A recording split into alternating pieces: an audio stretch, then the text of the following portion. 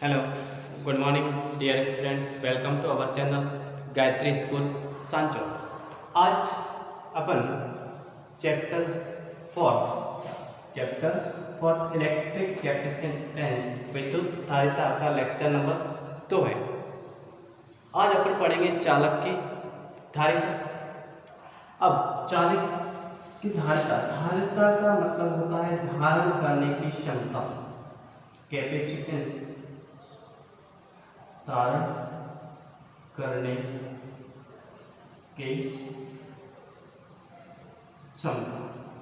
अब यहाँ पे क्या था कि चालक है उस पर आवेश होगा वो इलेक्ट्रॉनों के आदान प्रदान के कारण आता है। जब तक इलेक्ट्रॉनों का आदान प्रदान नहीं होगा, अगर इलेक्ट्रॉन ग्रहण करेगा तो ऋण आवेश आएगा और इलेक्ट्रॉन दान करेगा तो धन आवेश आएगा। ये किसी वस्तु पर, मान लो चालक की बात छोड़ के किसी वस्तु पर आवेश है, न तो अपन उससे एक साथ पूर्णतः आवेश को ले सकते हैं और न ही एक साथ आवेश को दे सकते हैं। आवेशन की प्रक्रिया एक फिक्स्ड प्रोसेस है, एक चरणबद्ध, क्या बोलेंगे अपन, चरणबद्ध प्रक्रिया है। उस प्रक्रिया के द्वारा ही अपन किसी वस्तु पर आवेश दे सकते हैं या आवेश ले सकते हैं। अब आवेश अगर अपन किसी भी वस्तु को आवेशित कर रहे हैं तो आवेशन के कारण, सपोज करें इसको पॉजिटिव चार्ज दिया जाए, चालक है इसको पॉजिटिव चार्ज, तो वो पॉजिटिव चार्ज है तो इसके सतह पर आएगा। इस सतह पर जैसे कुछ चार्ज आ गया, अब इसके बाद अगर अन्य चार्ज को अपन इसके ऊपर लाएंगे तो ये ऑलरेडी उपस्थित चार्ज है वो इस पर विपरीत दिशा में प्रतिकर्षण बल अर्पित करेंगे। तो अन्य आवेश को लाने के लिए इस आवेश को क्या करना पड़ेगा, स्थिर विद्युत बल के विपरीत कार्य करना पड़ेगा। और स्थिर विद्युत बल के विपरीत किया गया कार्य किस रूप में संचित होगा, विद्युत स्थितिज ऊर्जा के रूप में, विद्युत स्थितिज। और उस विद्युत स्थितिज ऊर्जा को अपन उस आवेश का क्या कहा जाएगा, विभव कहते हैं। ठीक, विभव वोल्टेज। ठीक है, अब देखें अपन कि जैसे जैसे अपन चार्ज इस पर देते जाएंगे, आवेश देते जाएंगे, वैसे वैसे यहाँ पर विद्युत स्थितिज ऊर्जा अर्थात विभव का मान बढ़ता जाएगा। सपोज करें कि किसी वस्तु को Q आवेश दिया जाएगा तो विभव है या विद्युत स्थितिज ऊर्जा उसके अनुपात में बढ़ेगी, Q प्रोपोर्शनल टू P। और इस समानुपातिक चिन्ह को हटाने के लिए एक कांस्टेंट दिया जाएगा C इंटू P। इस C को ही कहा जाता है कैपेसिटेंस। तो C बराबर क्या हो जाएगा, Q अपॉन V। इस कैपेसिटेंस को ये कह सकते हैं कि किसी वस्तु या चालक पर एकांक विभव में लाने के लिए जितना चार्ज दिया जाएगा वो क्या कहलाएगा, धारिता कहलाती है। C equal to Q upon V। C equal to हो जाएगा Q अपॉन V। और इसका बात करें अपन इसका मात्रक, और मात्रक क्या होगा वैसे देखा जाए तो कूलम प्रति वोल्ट या C अपॉन V कहेंगे। और इसका अगर SI मात्रक देखें, SI मात्रक क्या होता है, फेराडे के द्वारा दिखाते हैं, जिसको कैपिटल F के द्वारा अपन बताते हैं। इसकी विमा की बात करें, विमा क्यू की विमा होती ए टी और वोल्टेज की विमा P इक्वल टू होता है W अपॉन क्यू। W की M1 L2 T-2 upon Q की AT तो यहाँ से हो जाएगा M1 L2 T-3 A-1 और यहाँ से हो जाएगा M1 L2 T-3 और ये T पर और A माइनस का A प्लस का 2 A प्लस का 2 ये अपने पास इसकी विमा होती है। किसकी? अर्थात धारिता कैसे, जैसे जैसे चार्ज बढ़ेंगे वैसे वैसे भी बढ़ेगा, तो इसका अनुपात भी बढ़ेगा, मतलब धारिता भी बढ़ेगी। तो धारिता किस पर डिपेंड करती है? चार्ज पर और विभव पर। तो अपन एक ग्राफ बनाए Q एंड P के मध्य, तो वो कैसा बनेगा? एक सीधी रेखा। कैसा बनेगा? एक सीधी रेखा बनता है।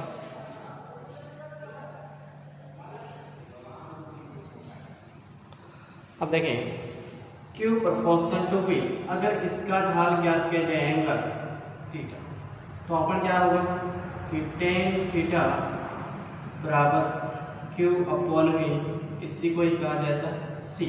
तो अपन कह सकते हैं Q V वक्र की ढाल क्या बताती है? धारिता को प्रदर्शित करती है।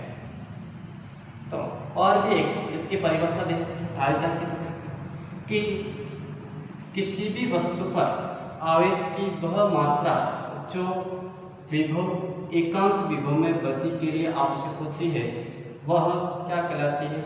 धारिता कहलाती है। तो धारिता को अपन आवेश ग्रहण करने की क्षमता से भी डिनोट कर सकते हैं। अब धारिता किन किन राशियों पर निर्भर करेगी? धारिता Q तथा V पर निर्भर करेगी। Q डिपेंड करता है उस वस्तु के आकार पर, जितना आकार बड़ा होगा उतना ही आवेश ज्यादा जाएगा। विभव भी आपको पता है आकार पर निर्भर करता है और उसके माध्यम पर निर्भर करता है। तो अपन कह सकते हैं जो धारिता है वस्तु के आकार, प्रकृति तथा माध्यम पर निर्भर करता है कि माध्यम कैसा है। और दूसरी चीज कि आवेशन के कारण अगर कोई अन्य चालक वस्तु पास में है तो आवेश, प्रेरित आवेश अन्य उत्पन्न हो जाते हैं। तो अपन कह सकते हैं कि धारिता है वो अन्य चालक वस्तु, पास में कोई अन्य वस्तु उपस्थित है उस पर भी निर्भर करता है। तो यहाँ से धारिता C इक्वल टू अपन लिख सकते हैं Q अपॉन V। अगर बात करें एक फेरड किसे कहा जाए, एक फेरड की परिभाषा देखते हैं तो कह सकते हैं कि किसी वस्तु की सतह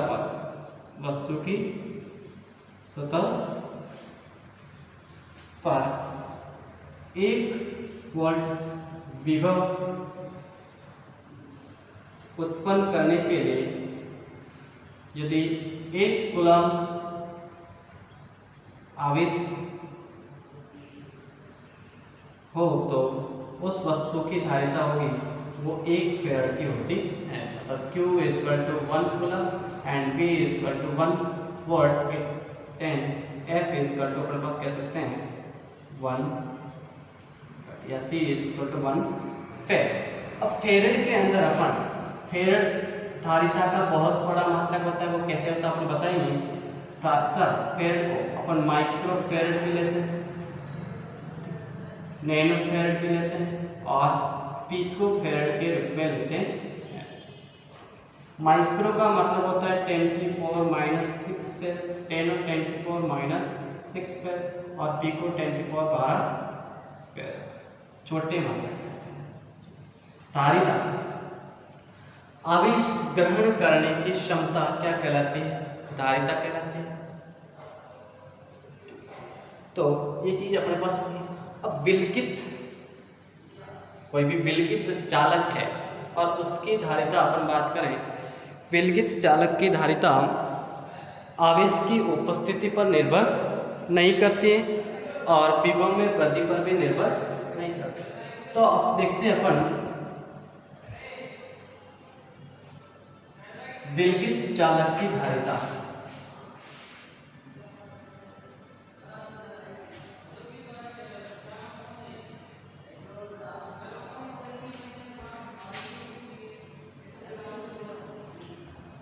विलगित गोलीय चालक की धारिता। अब विलगित और कैसा गोलीय चालक, अपने पास ये चालक कोई वस्तु है गोलाकार जिसकी त्रिज्या मान लेते हैं r और इसको अगर q आवेश दिया जाता है तो वह इसके पृष्ठ पर एक समान रूप से वितरित हो जाता है, कुछ इस प्रकार। इसका केंद्र बिंदु तो अपन कह सकते हैं R है गोले की त्रिज्या, Q दिया गया आवेश और V मान लेते हैं गोले की सतह पर विभव। ठीक, तो अपन लिखें कि Q आवेश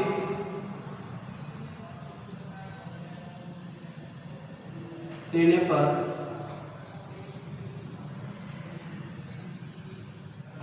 गोले की सतह पर उत्पन्न विभव बराबर V हो। तो इस V की वैल्यू कितनी हो जाएगी? V इक्वल टू होता है Q upon 4 pi epsilon not into R। तो इस गोलीय चालक की धारिता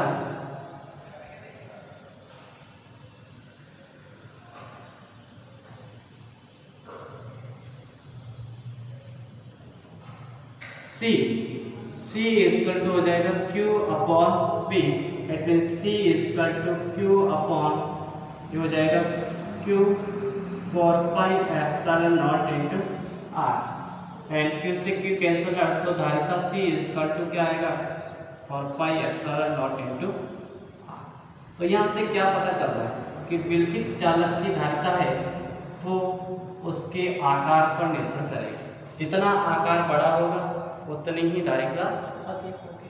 दूसरा उसके माध्यम पर, क्या पर माध्यम, यदि सपोज करें यदि वस्तु को एप्सिलॉन m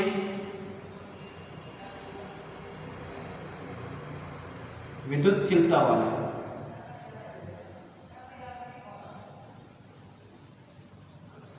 माध्यम में रखा जाए तो धारिता C इक्वल टू कितना हो जाएगा 4 पाई एप्सिलॉन m और इनटू R। और एप्सिलॉन m इक्वल टू अपने पास होता है, आप जानते हैं जैसे epsilon R equal to epsilon m upon epsilon not. यहाँ से एप्सिलॉन m इक्वल टू हो जाएगा एप्सिलॉन R एप्सिलॉन नॉट।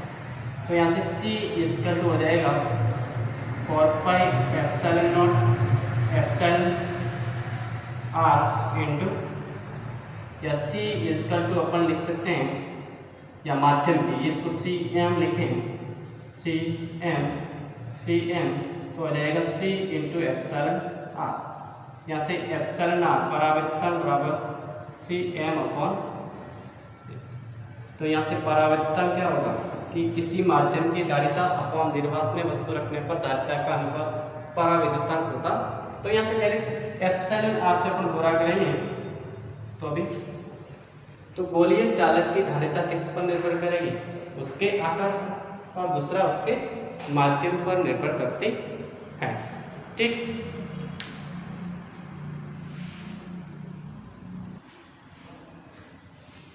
अब देखिए किसने पृथ्वी को गोलाकार चालक मानते हुए पृथ्वी की धारिता क्या होगी। अब धारिता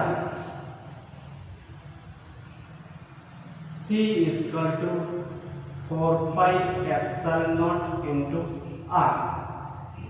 पृथ्वी की त्रिज्या R है, ये होता है 6400 किलोमीटर लगभग, और इसको मीटर में चेंज करते हैं 6400 इंटू 10⁻³ मीटर।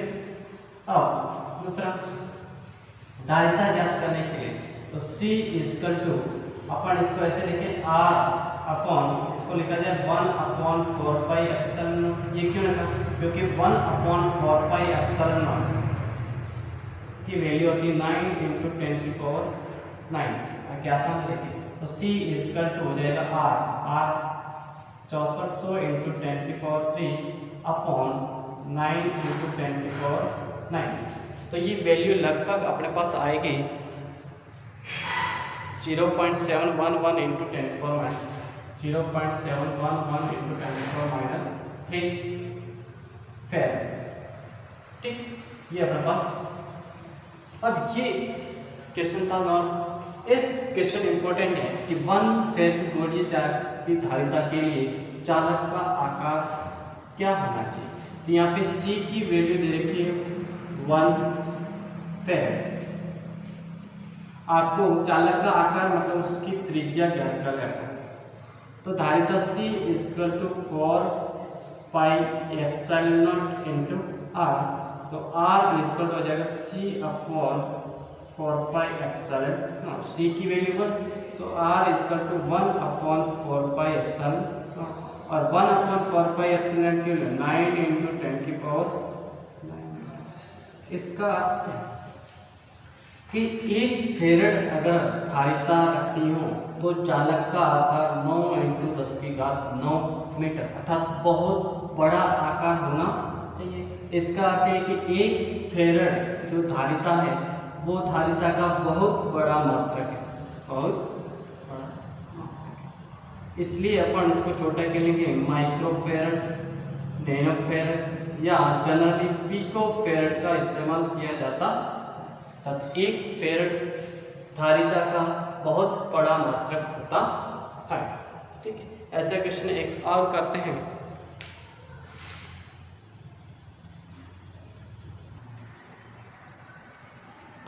अब देखें क्वेश्चन है, यदि गोलीय चालक की वायु में धारिता किसी वायु को और जैसा CO equal to 2 pico farad.